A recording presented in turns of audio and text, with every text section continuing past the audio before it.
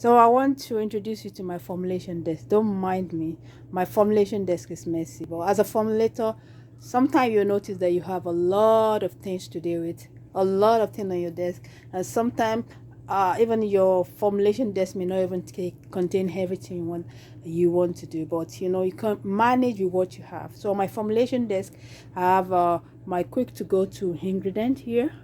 Sometimes I make sure I keep my mixer and my homogenizer static. I don't move them because you don't want. When I'm going for important lab, I pack my homogenizer into that carriage. Yeah. When I'm going for important project outs for my clients, and these are my beakers. Some of them, not all of them, and sometimes my books and. That's about it. Just make sure you sanitize your desk. It's very, very important before you do any project. Okay, stay tuned for more video.